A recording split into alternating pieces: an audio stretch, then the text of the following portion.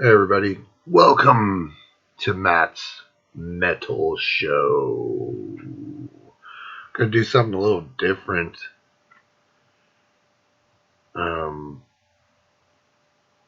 decided, you know what? Here's a story.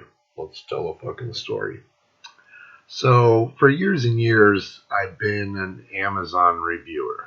It's something that I like to do. It's probably my OCD.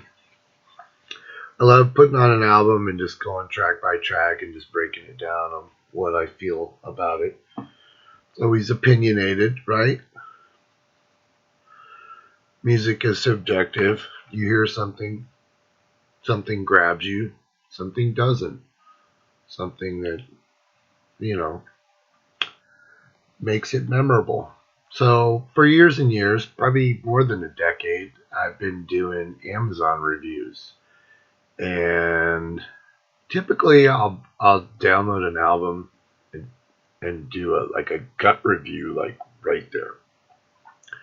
Sometimes I'll wait a while, but typically I'll download a new album and then listen to it and write a review on the fly. By the way, it's 3:14 in the morning. That's why I look so disheveled. And I'm being kind of quiet because everybody's fucking sleeping. But I was up, so I decided. Anyways, so the other day I downloaded the new Jack White album. I can't remember what it's fucking called, so I don't give a shit. It's like Fear of the Dawn or something like that.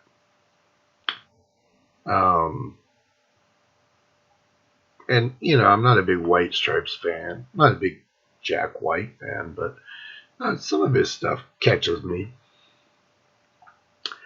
And he's a pretty interesting guitar player.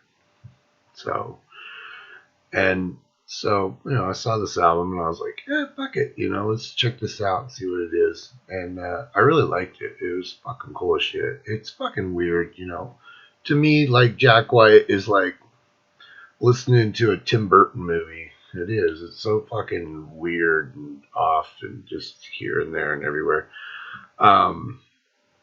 So I did a review on it for Amazon. I listened to every track and, said what I had to say. Nothing weird. Just, it was a cool album. It was fun to listen to. And then, as I was closing up, I noticed that I had bought a Meatloaf album right around the time Meatloaf passed away a couple months ago, right? And I was like, oh yeah, I forgot to review that. So I went ahead and reviewed that album as well. And I submitted it, closed up, did some other stuff, listened to some other music. And so I wake up the next morning to two emails from Amazon. Now, I've been an Amazon, customer for years and years and years. Been an Amazon reviewer for about more than a decade, probably about 11 or 12 years. I was Amazon reviewer number 2,283, which a lot of people go, oh, well, that's not very high. And you're like, that's out of millions and millions of people. It's not in the top 100, but it's pretty high up there. I had about 1,267 reviews, I think.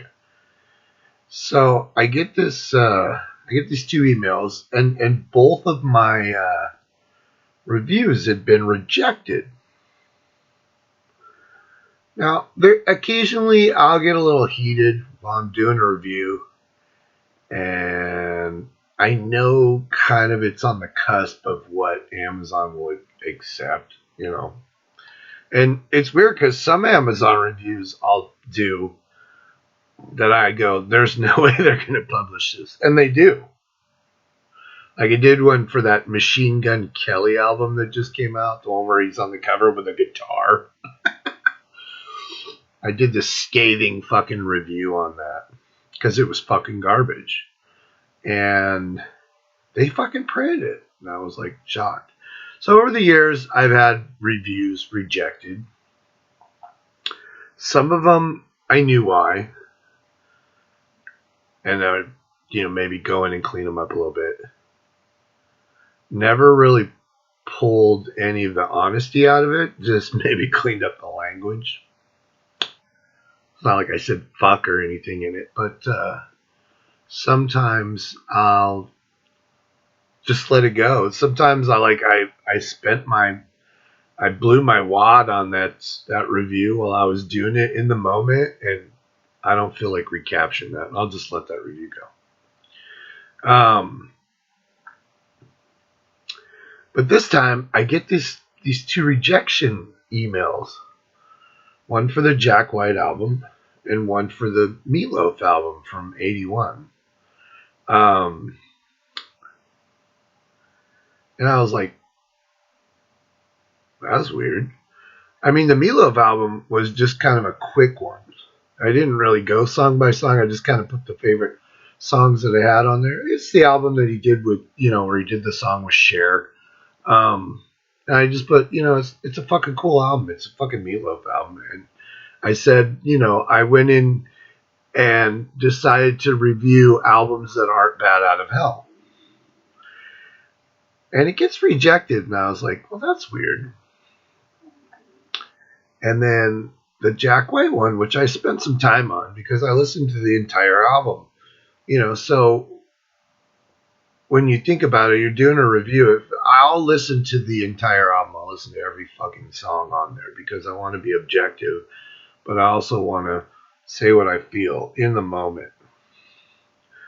And for me, that's always like the kind of the cool way to do a review of an album. I mean, that's how you should do it. Some people just kind of put whimsical things that they remember. So I get these two rejections, and I'm mystified because I'm like, I didn't really say anything outlandish. I didn't say. In fact, these were two of kind of the more innocuous reviews I had done. I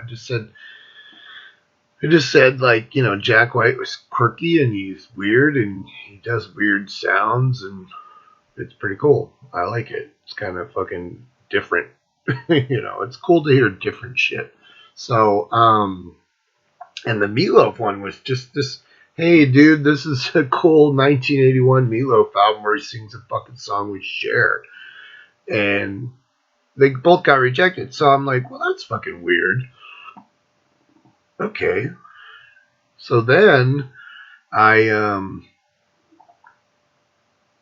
was like, well, I don't really feel like fucking doing that again. So I was like, well, that's fucking weird.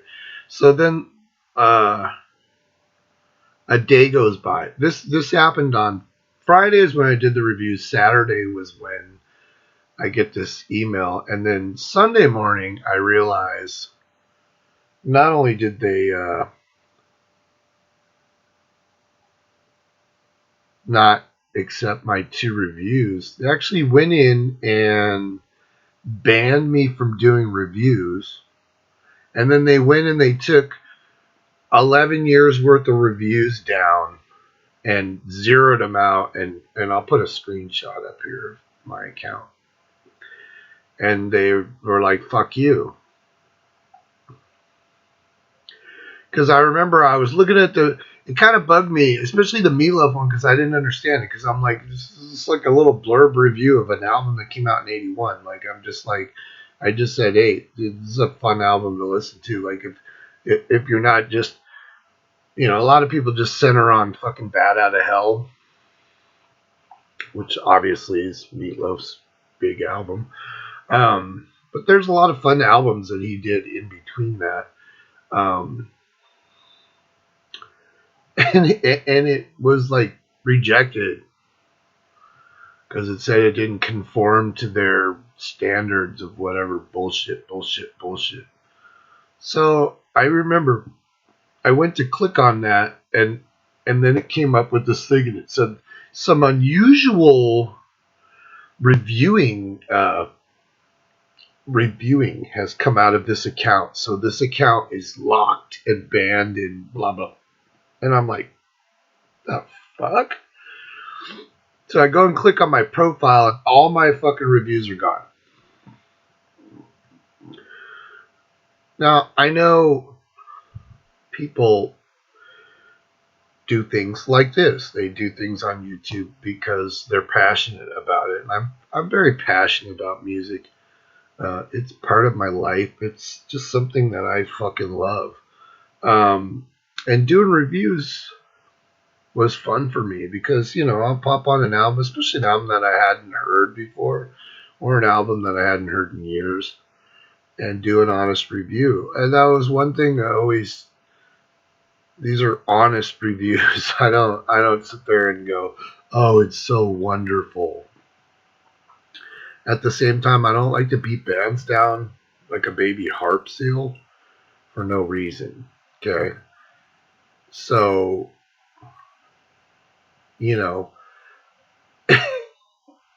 so I don't know what happened. So I go into the help.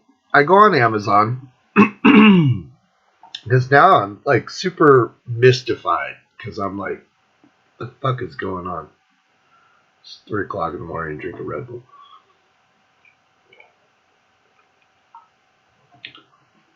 I go on and I go into the help center and I pull up one of those little live feeds. And some fucking dude in India named Pachawuchapahalabapa. No, really. Like, this guy's name was Pachetable or something like that. So I'm like, hey, this is what happened. Da, da, da, da, da. And the guy does absolutely fucking nothing. Because he's just some fucking dude sitting in India at a computer. He's probably at his house smoking weed. Let's see what this fucker needs, And he's like, oh, well, give me a couple minutes. Let me see what I can do. And then his response was, well, I emailed that department.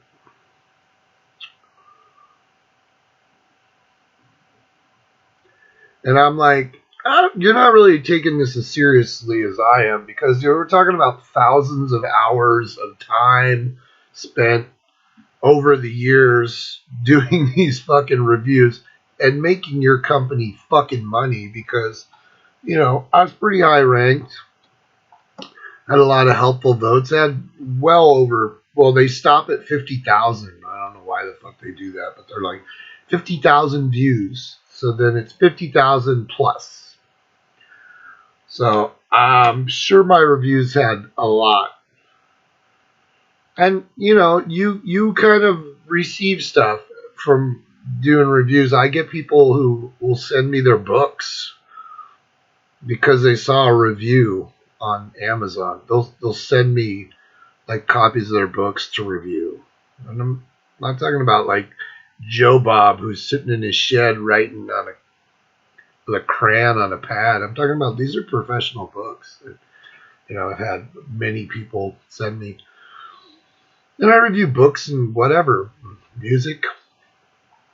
So this guy, Apu Napasapima Pedalon, and I know it's a stereotype, and I don't give a fuck, because, when you outsource to India to a guy that doesn't give a fuck about what the fuck is going on, well, it's annoying. So this dude's response was, well, I emailed the department that's in charge of that. And I was like, well, what do you fucking do, dude? Your customer service, what are you doing to alleviate this issue? And then he proceeds to tell me, well, that's all I can do. And you're like, well, then why the fuck is this called a help fucking forum, you fuck? So... and he's all, well, you can email them too. And I'm like, wow, what have you done? Nothing. fucking zero. So I was appalled at the amount of the customer service from Amazon. I was appalled, but at the same time, that's just the way it is. These fucking companies that pretend to build themselves up on customer service and now Amazon and customer service. No, they're not. They don't give a fuck about you, dude. You're just another number. And I've spent thousands and thousands and thousands of dollars on Amazon. I've been Amazon fucking Prime member for years and all this bullshit. But they don't give a fuck. They don't fucking care. This guy did not give a fuck. And for me, it's like pretty personal because it's like, okay, I'm not understanding. So then the following day, I wrote a fucking email and I said, hey, first of all, your help fucking center is bullshit.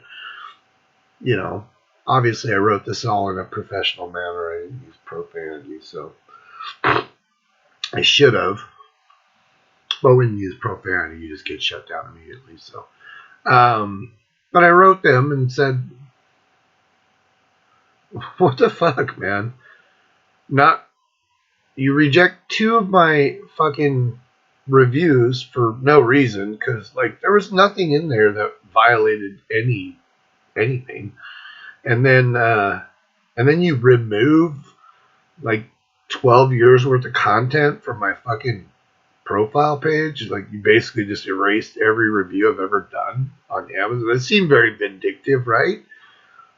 And then I'm not allowed to write reviews. The fuck? So I wrote them, and apparently Apuna Pasabim Penelon, he fucking wrote them as well. So the following day, Sunday, I get this fucking 6 fucking emails from them. And they're all bullshit. They're all form emails. One said I continuously violated their policy. It was just some form letter. And when I sent the email, I included a copy of I think it was the Meatloaf one that was rejected. I included that. I forwarded it to him. So I get this fucking email from a guy telling me his name was Pinchu Barb or something like that. He sends me an email saying oh, I can't find the review. And then he goes to tell me I'm complaining about the review.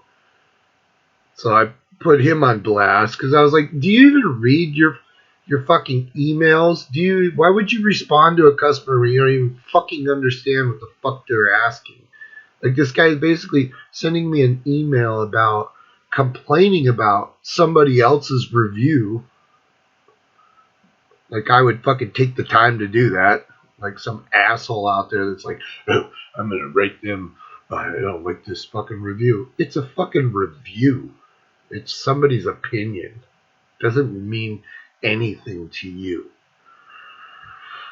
But this fucking dumb fuck responds to me basically on a totally different subject matter that didn't even make any sense. So I put him on blast. And I was like, well, this is how good Amazon's customer service is that you respond to a customer and you don't even know what the fuck they're asking you.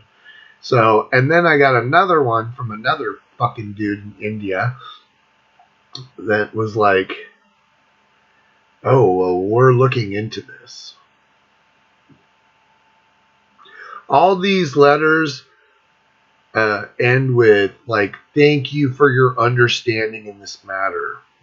That's what they all end with. Or, it was all form letters. It was all bullshit. So I got no real response. They were all, the one was well, you violated our fucking conduct policy too many times, so fuck you, you're banned. And I'm like, why would you remove all my content? You fucking published it. Why would you remove it all now? Posthumously. It makes no fucking sense whatsoever.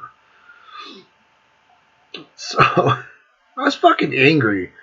Because, dude, that's a lot of fucking time that I spent that on shit that now is gone. This is fucking gone. And it's like, what the fuck? And then, you as a customer of anywhere, and I'm not telling you to go out and be a fucking asshole to people, but like, the only time I'm an asshole to people is when I get really shitty customer service. Typically, when I go to a store or restaurant or whatever, dude, I don't want to talk to anybody. I just want to eat my food, do my shopping, blah, blah, blah. I don't need to fucking pal up with anybody. I don't need to take anybody away from doing their fucking job. But when somebody goes out of their way to give me shitty customer service, I'll fucking call them on it. Because I worked in retail for almost 30 fucking years. And did I always believe that the customer was always right? Fuck no, because most of the time the customer's a fucking retard. But at the same time, if you go out of your way just to be a dick to people for no fucking reason, well, you're an asshole. So I kind of felt like, what the fuck's going on here, Why did Amazon come at me like a fucking narc in a biker rally? Like, fuck, man. I wrote 2 innocuous reviews about albums that I, don't fucking love, but at the same time, they were fun albums. And they both get rejected for like no fucking reason, and then all of a sudden I'm just fucking wiped from the face of the earth. So, I was irritated. I'm still irritated because that was a lot of fucking work, and it was something that I had fun doing. We all we all have little fucking things we like to do. I like to fucking sit down and write fucking Amazon reviews. And apparently now, fuck you, Matt. That shit's gone. So, I wrote them back, and I was like, so then I got huffy, and I was like, oh, well, it says I violated the conduct policy. Like, well, then I want each fucking interaction and explain to me exactly how.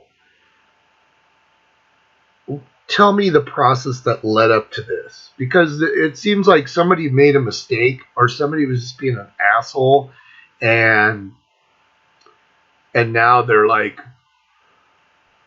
they don't care. It's like they could just be dicks and say, oh, I don't like this guy, I'm gonna block him and remove all his content, and then I won't give him any explanation. I'll just give him some vague, oh, this is what happened. I'm a fucking customer, fuck you. I mean, there was a point where I was so pissed. And I was like, I'm canceling fucking Prime, canceling fucking this. I'm going to fucking never use the Amazon again. And then I'm just like, whatever, I'm not telling people should fight for what they believe in. They should. They should fucking go out and say some shit. Ask fucking David Gilmour, Pink Floyd, who has to come out with a fucking song because he doesn't agree with the fucking Russian war in Ukraine, and call it Pink Floyd. And then he says, oh, well, if it's me and Nick Mason, it's fucking Pink Floyd. Really? I listened to that song. Have you guys heard that? Have you guys listened to that Pink Floyd song? I understand your heart's in the right place, man. Fucking Russians are rolling into fucking Ukraine, just killing everybody they want. It's just funny that all these fucking terrible things have happened over the years. And all of a sudden now, everybody wants to fucking voice their opinion on it. It's like, yeah, I mean, if you're Ukrainian, this is bullshit. I get it. But on the other hand, there's fucking atrocities that happen every day in the fucking world that no one fucking says shit about. But this is the popular one. So, anyways, I listened to that song, and I guess it's by I guess they added some Ukrainian dude or something. And it's his song, but they're together on it or whatever. I don't know. It was fucking terrible. I think David Gilmour's fucking boring as fuck. But hey, the proceeds go for what? Like to buy a tank in the Ukraine to fight back Russia? I don't fucking know. I saw Alex Lifeson has some project and it's coming out and it's about, you know, it's going to the Ukrainian war too. It's just like, wow, I didn't know everybody loved fucking Ukraine so much. It's become the hot topic. You know, Stephen King was posted on Twitter and he had a fucking shirt that said, "I stand with Ukraine." You're like, oh, I didn't know you were Ukrainian, Mr. Stephen King. It's like, do you know how ridiculous you fucking look? Jesus, you know? Like, oh, I gotta show my support for people I don't know. I'm different. Outside of my friends and my family, I don't really give a fuck what goes on in the world, unfortunately. Just being honest. You should save your energy for what really matters. I'm not saying that these people don't matter, but they don't matter to me. I could give a fuck, dude. Sucks to be you. It ain't me. And people go, wow, what if it was you? Well, look, bring it on, man.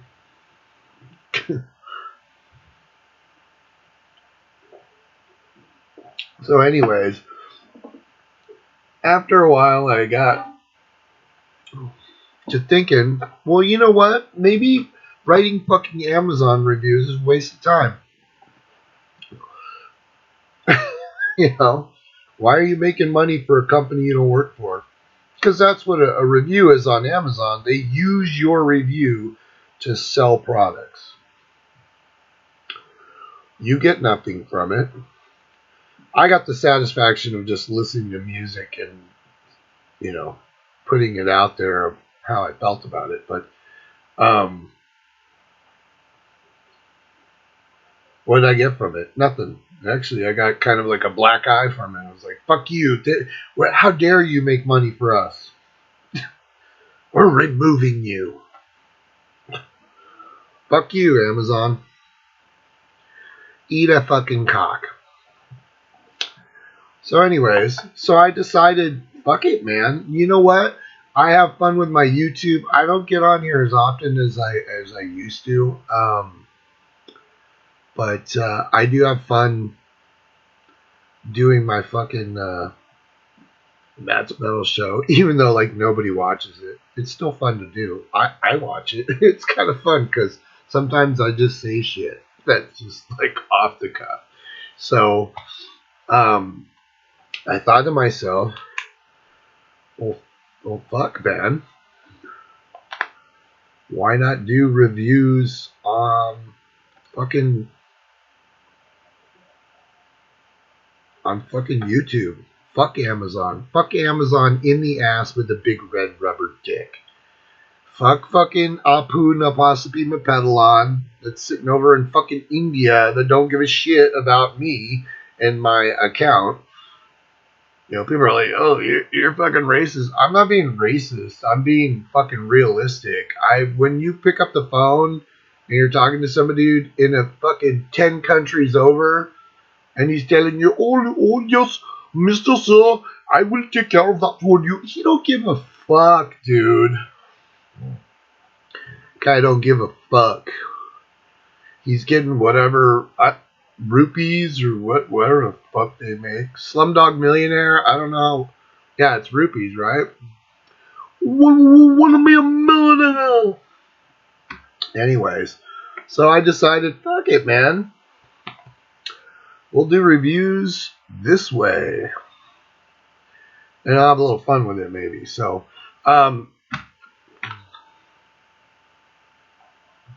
everybody see that? So I bought this CD. I feel like Pete Pardo. It's 3:42 in the morning. So Everybody remember this? The Macaulay Shanker Group. This is the remaster. So the other day I was on Amazon. Fuck them. Anyways, I was perusing stuff, and that's what I do, man. I'll just find a band, or I'll be on my computer, and I'll be looking through all my music and shit. And that looks weird, huh? Oh. Anyways, um, and I'll fucking run across a band, and I'll just be like, okay. Well, I was listening to Michael Schenker. I was listening to Assault Attack, which is funny because this is how shit breaks down for me. I started with fucking Rainbow because I was watching something on YouTube where they were saying what was the better album, Down to Earth from Rainbow or Slaves and Masters from Deep Purple. It was Pete Barno and the Hudson Valley Squares, and I was like, I listened to the whole thing, and it was funny because Martin Popoff, he joined them, which is Martin Popoff's way too smart to be on that collection of fucking miscreants, but you know, but it was fun to listen to. He was the only one that like defended. Did he? Wait, was that the one where he defended it? I think he defended Slaves and Masters. And everybody else picked Down to Earth or something like that. It was funny. I said, wow, two of my least favorite fucking albums from those bands. But I went and I listened to Down to Earth from fucking Rainbow with Graham Bonnet. And hence Graham Bonnet, we end up with, you go from there to the next album that he did, which was, Assault Attack from fucking MSG, Michael Schenker Group, which is fucking brilliant. Now, the Rainbow album, Roger Glover wrote all the lyrics, so they're kind of cheesemo. But then you start looking at like the Graham Bonnet. By the way, Slaves and Masters, it's fucking terrible. Yeah, I don't want Joe Lynn Turner and fucking Deep Purple. I really don't. It's not a good idea. I can barely stomach him in fucking Rainbow. Definitely not in Ingve. Joe Lynn Turner's not really a singer that I run after. But I do love some of the Rainbow stuff. And actually I went in and listened to a bunch of the Rainbow stuff, like with Joe. So, but that fucking Deep Purple album. Anyway, and the fucking Graham Bonnet fucking Rainbow album's actually really fucking good. It is. Got Lost in Hollywood on it. A bunch of fucking cool songs on it. But so I ended up in Michael Schenker because I was like, let's listen to some Graham Bonnet. Now I listened to Alcatraz. I bought that one on. I was like, you know what? Fuck it. I'm going to go on this Graham Bonnet tear. So I listened to fucking Down to Earth from Rainbow. And then I listened to fucking Alcatraz. No Parole from Rock and Roll. And then I listened to fucking Assault Attack. Now, obviously, Assault Attack was before Alcatraz, but I don't give a fuck. And the evolution of Graham Bonnet. He used to work with some dude, which was his cousin, and his cousin moved to Australia, and then he hooked up with like Barry Gibb and the fucking Bee Gee guys, and did a bunch of pop songs. And then they were in some duo. Really, like, totally obscure when fucking Richie Blackmore snatched him up. But I always felt that Graham Bonnet wrote some fucking interesting lyrics. I even listened to the fucking Stevie Vai Alcatraz album, and then I listened to Dangerous Games. So I listened to 3 Alcatraz albums, all 3 totally fucking different. No Parole with Yngwie was pretty straight rocking. And then like the Stevie Vai one got a little weird, you know. It had like God Bless Video, which was kind of stupid, but it's a fun song. And then you had Dangerous Games. Dangerous Games was like pop Alcatraz. Ain't too many dangerous games. Yeah, it had a bunch of Japanese shit on it too. It was kind of weird, like something Ario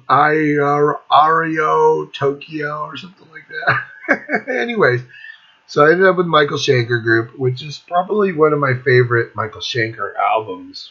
Was Assault Attack. Uh, it was good, and I remember I was talking to Matt, the Metal God, and I was like, you know, when I'll be listening to the album and then I'll go like kind of look it up online and see what I can find out about it. And it was strange because the remaster, I have all the remasters for all the Michael Schenker stuff, including this one is remastered. This one's remastered, but the Assault Attack one, they have like Women of the City or whatever, and it was like the B-side to Dancer. And Dancer was the only single that came out for that album, which is crazy because when you listen to that album, Dancer is like the worst fucking song. And it's mystifying because you're like, how did this album not do good? It's a fucking great album. There's, you know, Rock You to the Ground. Rock You to the Ground. Fuck, man. Samurai. Are you here to die? The fucking Desert song. Jesus. How's the fuck? Anyways, that's a really fucking good album. The weakest spot on that album is fucking Dancer, and they put it out as a fucking single. It's fucking mystifying. So I told Matt, the metal guy, I was like, yeah, why the fuck did they put Dancer as a fucking single? Unbelievable. Fucking some A&R guy, dude, Dancer, that's the song. Put that out, it'd be fucking huge. Why don't you go with your gut, dude? Anyways, so then I went on this Michael Schenker trip. And one of the albums that I had a couple songs from it, but I didn't have the whole album, and it's really fucking, it's not hard to find, but it's hard to find. And there's no digital download of it, because typically I'll just fucking download the fucker. I don't really need, I'm not Pete Pardo. I have enough shit in my house to dust. I don't need a fucking giant CD collection fucking just taking up space. It's cool if you're a weirdo. I mean, it's cool if you love that shit. If you got a big giant fucking bookshelf system in your fucking man cave that you can walk and go pull out your favorite album and sit there. I don't really need to do that. I mean, I had a million CDs back in the day, and it's like, fuck, man, it's another thing to dust off. But I happened upon this because I remember getting this. I remember loving this fucking album in 1987. Came out in October. 87 was the year I graduated, so 87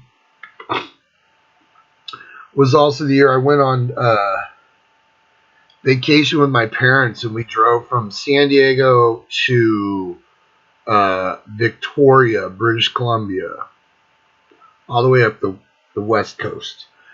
And I remember, you know, I was pissed. I was fresh out of high school, and I was like, my parents are leaving for like a month. I get to stay home and party with my friends, and they're like, fuck no. Which was probably a good idea. So I had to go on this vacation with them, and it was amazing, but I was a fucking douchebag because I was pissed that I didn't get to stay home and party with my friends, which started afterwards when we got back. But I remember getting this album, and I think I had the tape, I want to say. I know I never had the CD. 87, we weren't really into CD yet. Not too much. I know I'm pretty sure I had the cassette tape of this. So in 1987, Michael Schenker decides he doesn't want to call it the Michael Schenker Group anymore. He wants to try something new because he really hasn't been that successful in America. And that was the big thing, especially back in the 80s and the 70s too. If you weren't popular in America, you were leaving a lot on the table because America was where all the fucking money was. So even in the 60s too, even now, you could be this huge sensation in Japan. You could be this huge sensation in Europe, but if you can't conquer America, you're leaving a lot of money on the table. A lot of money. Because Americans like to spend money, right? So, Michael Schenker, MSG didn't end well. I mean, MSG came back, but MSG didn't end well. Because you had, Built to Destroy? Pretty sure.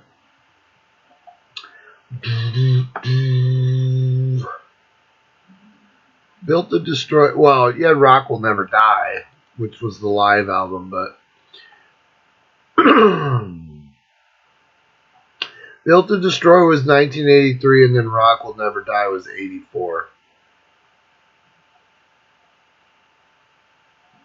And that wasn't really like prime Michael Schenker. I was telling Matt the other day, I put on Built to Destroy, which is that great cover, where Michael's smashing his fucking flying V into the back of that fucking Mercedes, and that chick standing there, like looking at him. Which, you're like, dude, you just broke a fucking vintage fucking Gibson Flying V, you fuck. You fucking weirdo. I was listening to that album and I was like, I always tell Matt, yeah, I'm one of those people that like gives too much information. I'm like, oh, dude, I'm listening to fucking this. And he's like, oh, okay. I go, hey, it's weird, man. I'm listening to fucking Built to Destroy, and it's like I'm listening to it for the first time. I go, wonder why that is. And he goes, because it's not a very memorable album. And I said, no, it's really not. And I had put on Built to Destroy, and of course it has Captain Nemo on it. And it has Rock Will Never Die. And my version has the UK version and then the US version. So it's like double the album. Does that make sense? Like when they did it, I think the remaster was like 2009. They put like the entire UK version of the album, and then for the remaster, they put the entire US version. And the songs go up and down, but as a whole, the album ended up almost the same length. It was just different songs got 15 seconds added, and different songs got 15 seconds taken away, and I don't know what the fuck.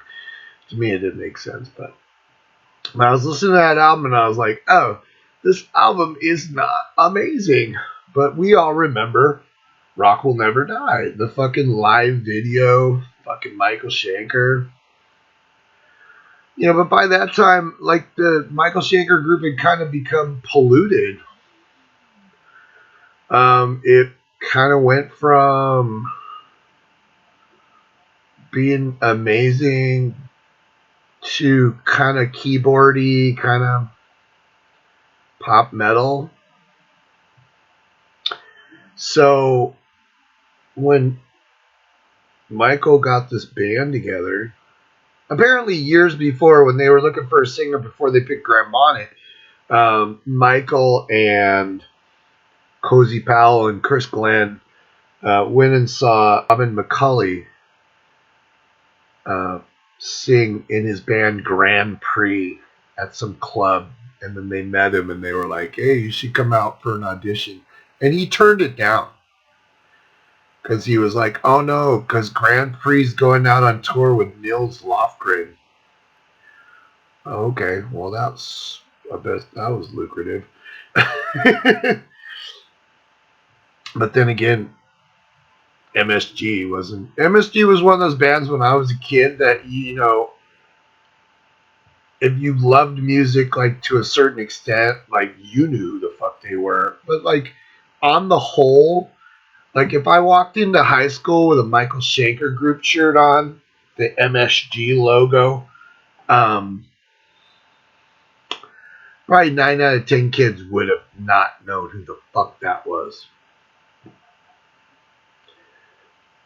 If I was in the UK or if I was in Japan, though, they would have been like, oh yeah, Michael Schenker! But here, no. Michael Schenker was never a huge entity. So a couple of years, fast forward, you know, we all know the story. Got Graham Bonnet. Supposedly Graham whipped out his shit on stage and got fired from the band. Graham tells a little different story, like his pants broke and he wasn't wearing underwear and his dick flopped out, and Michael was like, what the fuck? Which is weird because Michael was doing crazy shit. But so they got Gary Barden back in the band. Because Cozy Powell, the band wasn't happy with Gary Barden. They wanted somebody a little bit more professional. So they shit-canned him and then they got him back. And then they kind of dissolved the Michael Schenker group. And during those years, Michael was kind of notorious for being a total fucking lunatic. I mean, there's a story on I watched it on YouTube where this producer guy was sent out to England to see if he would want to produce a Michael Schenker album, and he was like, this guy's completely insane.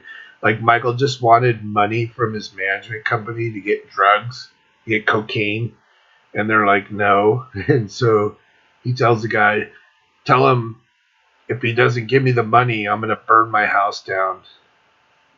And they're like, fuck you, you can't have money. And he went and he burned his fucking house down.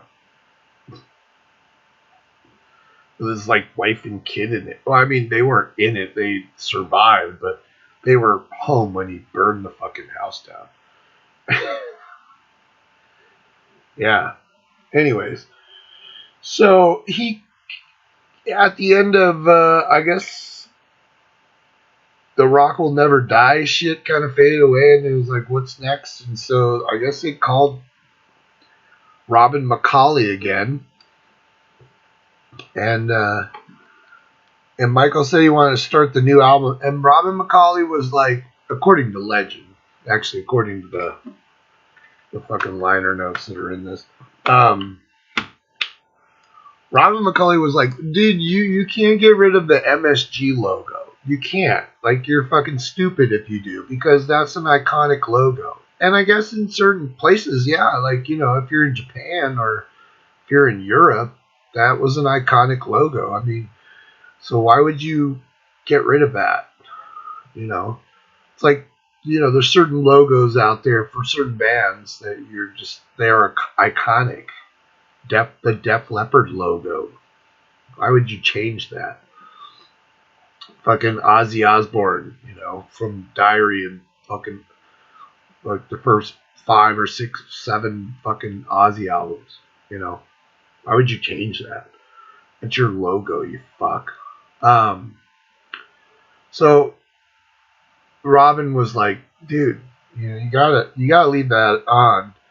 He goes, but my last name starts with an M, so why don't we, you know, we can do that. And a lot of people thought that like he came in the band and he's the one that wanted to change the name, and it was actually Michael that wanted to do something different because he didn't really feel like MSG was successful, which it really wasn't. But it was kind of sacred to us kids that loved MSG. Um, so they went Macaulay Schenker Group, the Macaulay Schenker Group, and I remember getting this album and seeing this cover, where Michael's got. That's not Michael. Where Michael's got this fucking long. His hair, it was totally fake. He had these fucking. Back in '87 was like hair extension city.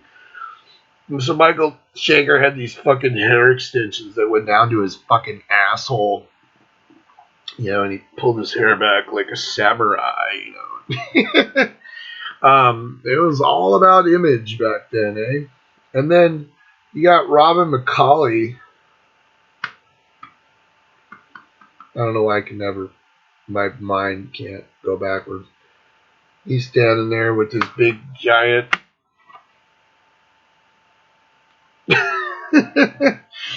Yeah, I remember getting that. I remember kind of being off-put by the album cover because I was like, first of all, who the fuck is Robin McCauley? Like they were acting like he was a big deal. Like, fuck, he's on the album cover and he's standing there looking all pompous and fucking, stupid. I think he's wearing the same colors as the Vixen album cover, It was kind of mystifying because we didn't know the fuck Robin McCauley was. What, he was in Grand Prix and he was in some other fucking band. What was it? Boom, boom, boom. Far Corporation. So he was in Grand Prix and he was in the Far Corporation. Okay. How exciting. So anyways, I remember I got this album and I listened to the fuck out of it. It has Give Me Your Love. You know what that does to me. It drives me crazy. Telling no lies. I remember I listened to the fuck out of this. I don't know what happened to the tape. I mean, obviously, I don't really have any cassette tapes left. Maybe a few. I remember I listened to the fuck out of this and I thought this was a cool fucking album. And look at these guys. So it was produced by Andy Johns, famous Andy Johns. He did some shit with Zeppelin, right? The Stones, right? Fucking total drug addict.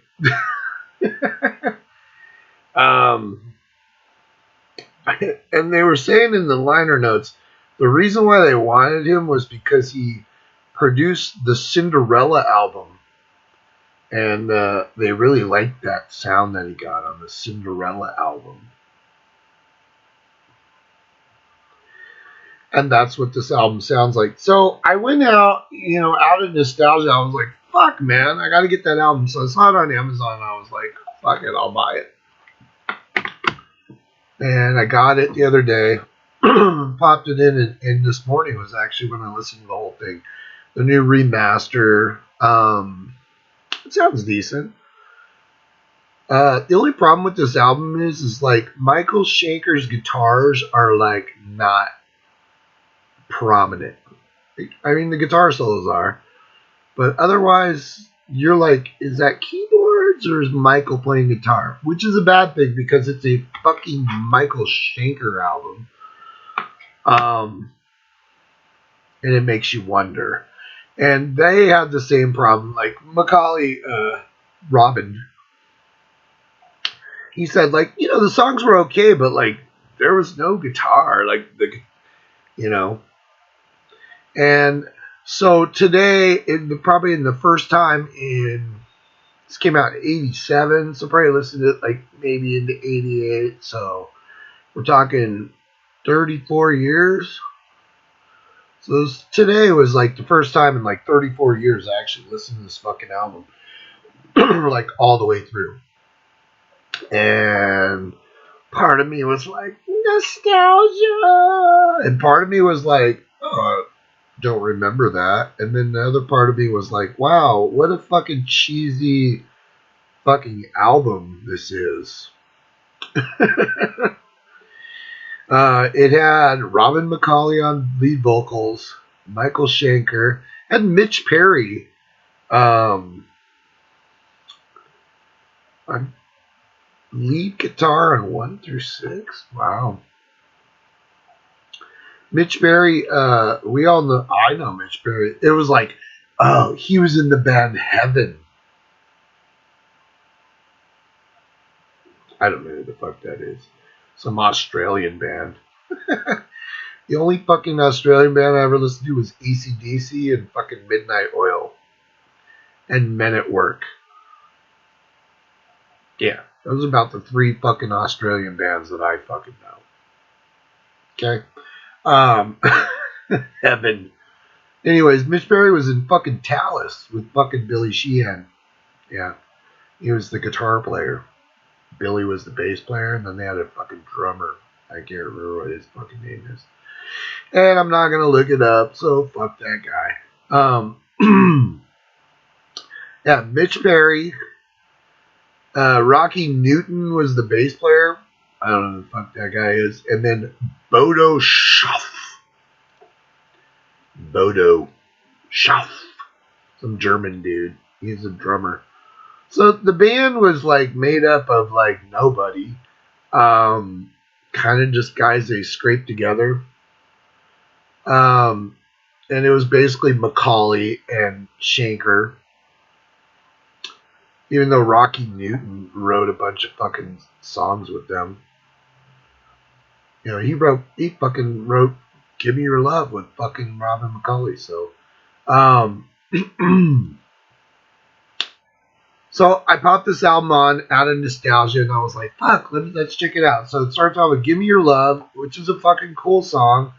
It's super pop. It's like pop metal, you know.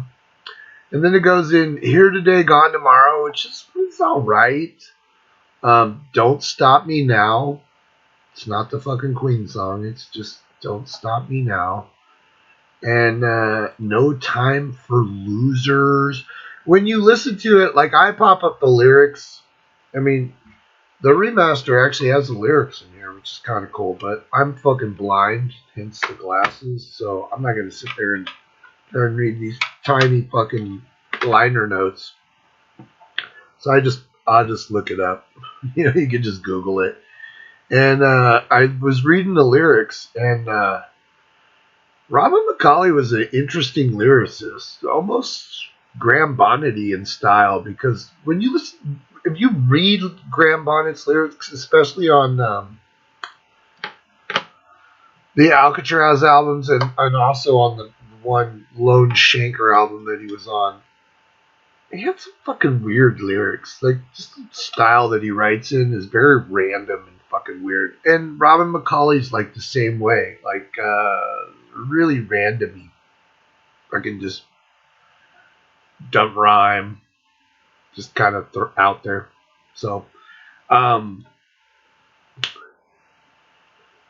Follow the Night. Follow the Night's a cool song. And, you know, for being like a power ballady pop metal fucking band, that's kind of what this album is. It's not, it would be weird to hear this album where Michael's actually in the front, where he probably should be. Because it's Michael Schenker. It's Macaulay Schenker, but it still has the name Schenker on it. And it's weird because the solos are cool. Every fucking solo on this album is a fucking trippy, cool solo. Because it's fucking Michael Schenker, you know, he's got this fucking bizarre style. My dog is dreaming. He's like wrapped up around my feet and he's dreaming.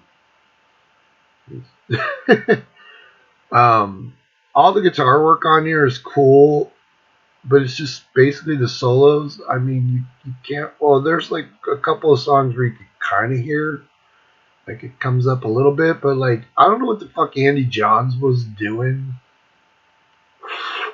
smoking fucking crack cocaine or something. But he fucked this album up.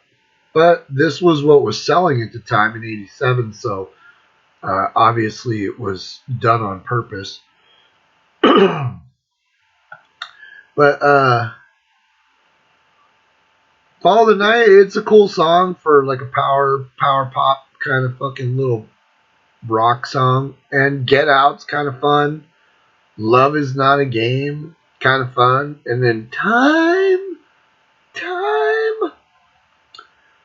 is cool. It's a cool song. So there's like 4 songs in the middle of this that sound a lot like fucking Give Me Your Love. You know, just kind of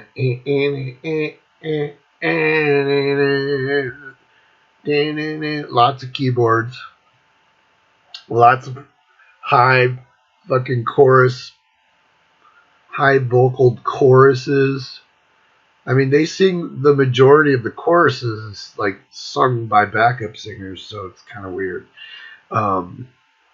It would have been kind of cool to hear Robin McCauley sing the fucking chorus. I mean, it's cool to have those high backing vocal choruses, but it kind of detracts from the fucking power of the song. And then you got the last 2 songs are I Don't Want to Lose and Rock Till You're Crazy.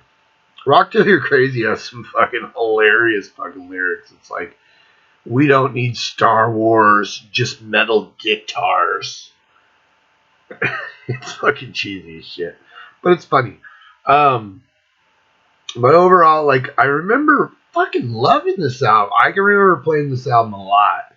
And then it was funny because I after the tape was gone, I don't know, fuck, man. I hadn't heard this album in its entirety in 34 years. So, now that I listen to it, I'm like, it's a sign of the times. It's Michael Schenker trying to be relevant. It's Michael Schenker trying to make some fucking money for once. They did have a top 40 hit, though, with Give Me Your Love. And, you know, they used to play the video on MTV. So, one of the weaker Michael Schenker albums as far as guitar playing is concerned, obviously. But it's a fun album, and it was kind of cool to listen to. But there's some cringy moments. Not super cringy, but there's fucking moments on here where you're just like... Rrr. And then when you read the liner notes and see that, oh, they wanted Andy Johns because he produced the fucking Cinderella album, you can see where their mindset was. It's like Cinderella was kind of popular at that point, especially in '87. With the first album and then Night Songs, right? Or Long Cold. No, first album was Night Songs, right? And then it was Long Cold Winter. Yeah. I mean, Cinderella was selling more albums than fucking Macaulay Schenker was. So, you know, trying to get that sound, that MTV sound. And that's what this kind of is an MTV sounding album. You know, just a poppy metal album. Which is unfortunate because it's fucking Michael Schenker. Michael Schenker should be like fucking Eddie Van Halen. You know, he should be in the front coming at you, not kind of lost in the chorus, kind of lost in the malaise. So that's my fucking review of Perfect Timing from fucking Macaulay Schenker Group. The Macaulay Schenker Group.